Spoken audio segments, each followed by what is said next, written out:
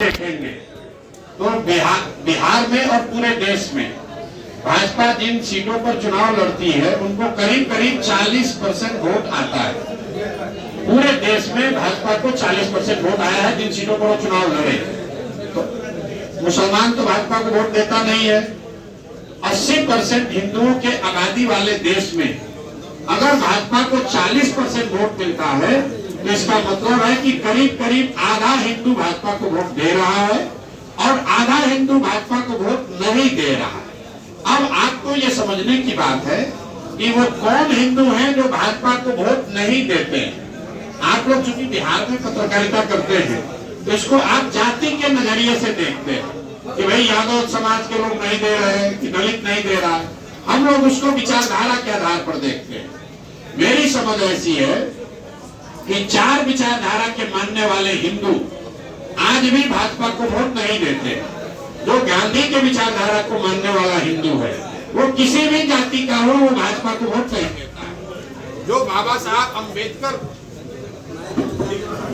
साहब अंबेडकर की विचारधारा को मानने वाला हिंदू है वो भी ज्यादातर लोग भाजपा को वोट नहीं देते। जो कम्युनिस्ट विचारधारा के मानने वाले हिंदू हैं वो भी चाहे किसी भी जाति के हैं वो भाजपा को वोट नहीं देते। और चौथा जो लोहिया जयप्रकाश जी के समाजवाद को मानने वाला हिंदू है वो भी किसी जाति का है वो भाजपा को वोट नहीं देता है। इन 4 विचारधारा के हिंदू समाज के लोग, इन 4 विचारधारा के मानने वाले लोग अगर मुसलमानों के साथ राजनीतिक और सामाजिक गठजोड़ बना ले तो भाजपा को विचारधारा के आधार पर और जमीन पर चुनौती दी जा सकती है। अब कम्युनिस्ट पार्टी के विचारधारा के मानने वाले लोग तो कम्युनिस्ट के दल में है तो वो फोटो तो हम लोग लगा नहीं सकते हैं।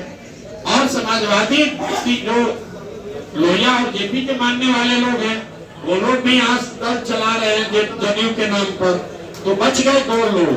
तो हम लोग का ऐसा मानना है कि गांधी और बाबा साहब के विचारधारा के मानने वाले लोग अगर ये साथ में आ जाएं और मुसलमानों के साथ मिलकर एक राजनीतिक सामाजिक गठजोड़ बना ले तो करीब करीब 40% वोट यहाँ मिल सकता है और उसी के आधार पर भाजपा को चुनौती दी जा सकती है, विचारधारा के आधार पर भी और चुनाव में भी। इसलिए 2 पिक्चर है, इसलिए नहीं है कि 1 था तो 2 कर लिए, 2 है तो 3 कर लिए। गांधी के विचारधारा मानने वाले कौन हिंदू है?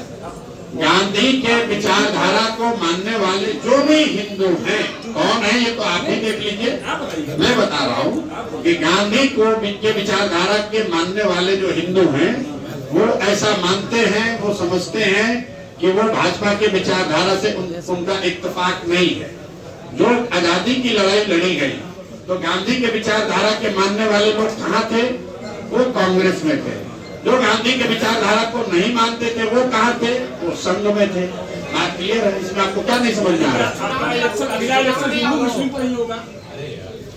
कहाँ होगा ये तो हमको नहीं मालूम है, लेकिन हमको ये मालूम है कि हमको राजनीति किस आधार पर करनी है। विचारधारा के आधार पर हम भाजपा के खिलाफ खड़े हैं।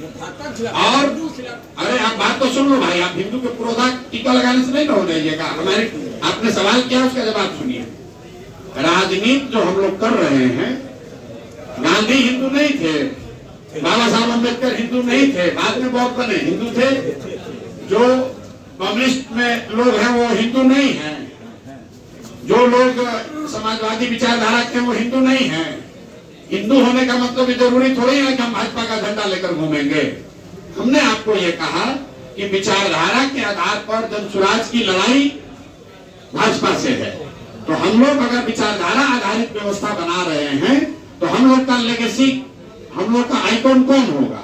हम लोग का आइकॉन गांधी होंगे, हम लोग के आइकॉन जेपी होंगे, हमारे आइकॉन लोहिया होंगे, हमारे आइकॉन अंबेडकर होंगे, हमारे आइकॉन कम्युनिस्ट पार्टी का कोई उस तरह का व्यक्ति होगा वो होगा। लेकिन चूंकि कम्युनिस्ट पार्टी और समाजवाद के गांधी लोहिया और जयप्रकाश के मानने वाले लोग दलगत स्वरूप में काम कर रहे हैं इसलिए उनका फोटो यहाँ नहीं है। बाबा साहब और गांधी जी जो है ये एक तरह से स्वतंत्र है। आप चाहे आप भी फोटो लगा सकते हैं, हम भी लगा सकते हैं। दूसरे का लगाएंगे तो लोग कहेगा कि हमारा लगा लिया आपने। ऑपरेशन सिंधु का क्या असर पड़ेगा? कोई असर नहीं पड़ेगा। आप बताइए कि ऑपरेशन सिंदूर हुआ, उसका परिणाम क्या हुआ, सही हुआ, गलत हुआ, उसकी चर्चा होती रहेगी। उससे बिहार में क्या बच्चों के लिए पढ़ाई की व्यवस्था हो गई? क्या बिहार से पलायन रुक गया? चलिए सिंदूर, एक ऑपरेशन सिंदूर के नाम पर क्या 2-4-5 लाख बिहार के लड़कों को आर्मी में नौकरी मिल गई? तो आप लोग किसी भी चीज को किसी चीज से जोड़ देते हैं। भाई देश में पार्लियामेंट है, विधानसभा है और ग्राम सभा है। तीनों क्यों अलग अलग व्यवस्था बनाई गई है? क्योंकि तीनों को अलग अलग विषयों को डील करना है। पार्लियामेंट का चुनाव हो गया, जनता ने पक्ष और विपक्ष दोनों को चुनकर वहां भेज दिया। उनका काम है विदेश नीति, उनका काम है राष्ट्रीय सुरक्षा। अब जब बिहार का विधानसभा चुनाव होगा तो उस विधानसभा में वो लोग चुनकर जाएंगे जिनका काम होगा कि बिहार में शिक्षा कैसे सुधरे, बिहार में स्वास्थ्य सेवाएं कैसे बहाल हो, बिहार में बच्चों को रोजगार कैसे मिले। उसका ऑपरेशन सिंदूर से क्या लेना देना है? संविधान में राष्ट्रीय सुरक्षा देश का मामला है, बिहार के विधानसभा का मामला नहीं है। अब आप बताइए कि ऑपरेशन सिंदूर का मुखिया के चुनाव पर क्या असर होगा? अरे भाई, मुखिया के चुनाव का विषय गांव और पंचायत की समस्या है। दरअसल एनडीए के नेता जब जा रहे हैं तो भाई मेरे, जो लोग ऑपरेशन सिंदूर या इस तरह की राष्ट्रीय सुरक्षा और सेना के किए गए काम को अपने राजनीतिक फायदे के लिए इस्तेमाल कर रहे हैं, उनका चरित्र ही वो आपके सामने है। आप वो देख लीजिए और तय कर लीजिए। जब ऑपरेशन सिंदूर हुआ तो उसमें तो पक्ष विपक्ष सारे लोग, चाहे आप किसी पार्टी के वोटर हैं, आपने सबने समर्थन किया सरकार का। और जब ऑपरेशन सिंदूर हो गया तो झंडा लेकर खाली भाजपा वाले घूम रहे हैं। तो भाई तिरंगा यात्रा अगर कोई निकालेगा तो देश की जनता निकालेगी। देश की जनता ने समर्थन किया था। तो जब लड़ाई लगी तो देश की जनता, और जब लड़ाई खत्म हुई तब उसका तिरंगा यात्रा पर एकाधिकार भाजपा वालों ने कर लिया। नया तरीका बना लिया है। तो मोदी जी 29 को आ रहे हैं तो आपको सूचित कर दें कि आप